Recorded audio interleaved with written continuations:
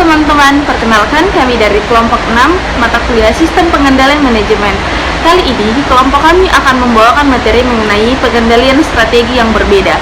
Namun sebelum itu, izinkan saya memperkenalkan anggota kelompok kami. Yang pertama adalah Rahmat Aulia, yang kedua saya sendiri Queen Pratiwi Effendi, yang ketiga Andi Mutiara, dan yang keempat Rizka Sampelalung. Untuk mengefisienkan video ini teman-teman, kita langsung saja ke materi yang telah kami siapkan. Baik, terima kasih atas kesempatannya. Materi yang pertama yaitu strategi perusahaan. Logika untuk menghubungkan pengendalian dengan strategi didasarkan pada garis pemikiran. Yang pertama, organisasi yang berbeda umumnya beroperasi dalam konteks strategi yang berbeda. Yang kedua, perbedaan strategi memerlukan perbedaan prioritas tugas, faktor-faktor kunci sukses, keterampilan, perspektif, dan perilaku efektif dalam penerapan. Yang ketiga, sistem pengendalian adalah sistem pengukuran yang mempengaruhi perilaku orang di mana aktivitas-aktivitasnya sedang diukur. Oleh karenanya, perhatian yang terus-menerus dalam mendesain sistem pengendalian harus berupa apakah perilaku yang dipengaruhi oleh sistem tetap konsisten terhadap strategi. Materi selanjutnya itu konsep strategi perusahaan.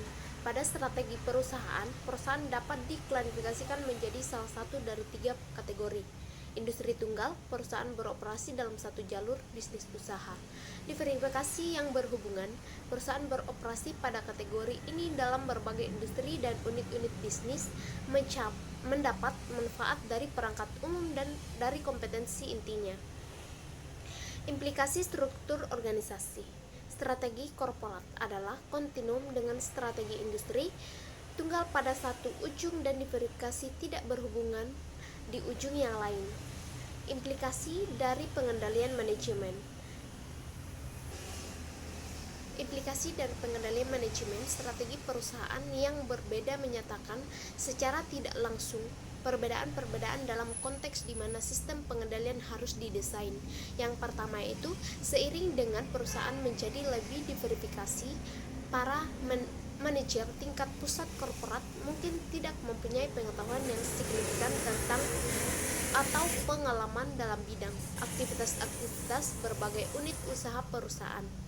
Yang kedua, perusahaan-perusahaan industri tunggal dan diverifikasi yang berhubungan memiliki kompetensi inti perusahaan yang luas di mana strategi dari unit usaha yang paling banyak didasarkan. Baik, itu saja yang dari saya kembalikan ke moderator. D. Perencanaan strategis. Dengan rendahnya tingkat saling ketergantungan, konglomerat cenderung menggunakan sistem perencanaan strategis vertikal, yaitu unit bisnis menyiapkan sistem perencanaan strategis dan menyerahkannya kepada manajemen senior untuk ditinjau dan disetujui. Karena tingginya tingkat saling ketergantungan, sistem perencanaan strategis untuk perusahaan-perusahaan yang terverifikasi, terhubung, dan industri tunggal cenderung bersifat baik vertikal maupun horizontal. E. Pembuatan anggaran. CEO dari perusahaan industri tunggal dapat mengendalikan operasi bawahannya melalui mekanisme informal dan berorientasi pada pribadi, seperti interaksi antara pribadi yang sering di pihak lain. Dalam suatu konglomerat, hampir tidak memungkinkan bagi CEO untuk mengandalkan interaksi antara pribadi yang informal sebagai alat pengendali. Sebagian besar komunikasi dan kendali harus diperoleh melalui sistem penyusunan anggaran formal. F. Harga transfer. Transfer barang dan jasa antar unit bisnis lebih sering terjadi pada perusahaan industri tunggal dan perusahaan terverifikasi yang berhubungan dibandingkan dengan perusahaan konglomerat. Kebijakan penetapan harga transfer umumnya dalam suatu konglomerat adalah untuk memberikan fleksibilitas pencarian sumber bagi unit bisnis dan mempergunakan harga transaksi pasar. Tetapi dalam suatu perusahaan industri tunggal atau perusahaan terverifikasi yang berhubungan sinergi dapat menjadi penting, dan unit-unit bisnis mungkin tidak diberikan kebebasan untuk membuat keputusan pencarian sumber. Materi yang kedua yaitu strategi unit pemasaran. A. Strategi unit usaha. Konsep strategi unit usaha tergantung kepada dua aspek yang saling berhubungan, yaitu misi dan keunggulan bersaing. Secara tipikal, unit usaha memiliki 4 misi, yaitu yang pertama membangun, mempertahankan, memanen, melepas, dan biaya rendah. 1. Misi. Misi untuk unit bisnis yang ada sekarang dapat berupa membangun, mempertahankan, atau memanen. Misi ini terdiri atas suatu kontinuum dengan murni membangun pada suatu sisi dan atau murni memanen pada sisi yang lain. Untuk menerapkan strategi tersebut secara efektif, harus terdapat keselarasan antara misi yang dipilih dengan jenis-jenis pengendalian yang dipergunakan. Misi pengendalian yang sesuai dikembangkan menggunakan garis pemikiran tersebut. 1. Misi unit bisnis tersebut mempengaruhi ketidakpastian yang dihadapi oleh manajer umum, serta trade-off antara jangka panjang versus jangka pendek yang mereka buat. 2. Sistem pengendalian manajemen dapat bervariasi secara sistematis untuk membangun memotivasi manajer guna mengatasi ketidakpastian secara efektif dan membuat trade-off jangka pendek versus jangka panjang yang memadai. Dengan demikian, misi yang berbeda seringkali memerlukan sistem pengendalian manajemen berbeda. 2. Misi dan ketidakpastian. Unit-unit yang membangun cenderung menghadapi ketidakpastian lingkungan yang lebih besar daripada unit-unit memanen disebabkan beberapa alasan.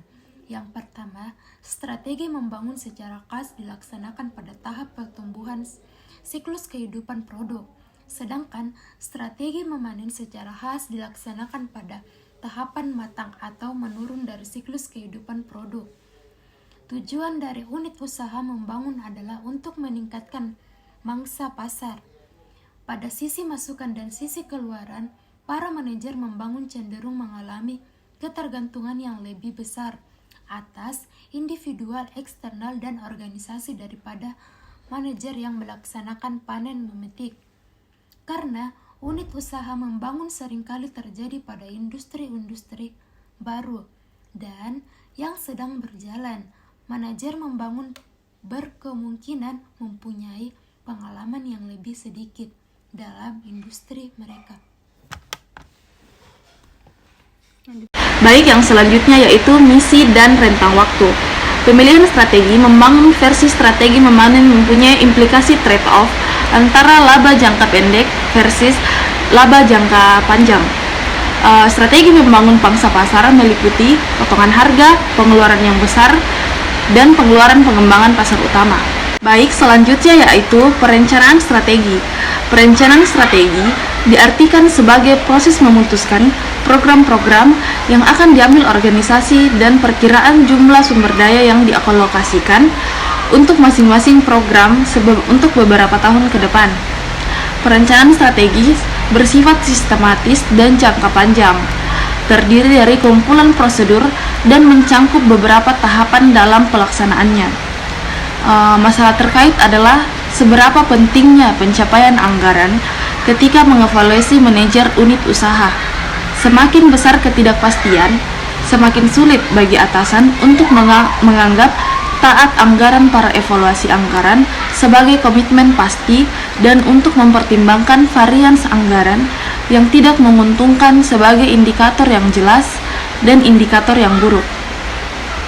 Demikianlah materi yang dapat kelompok kami bawakan. Kurang dan lebihnya mohon dimaafkan. Assalamualaikum warahmatullahi wabarakatuh.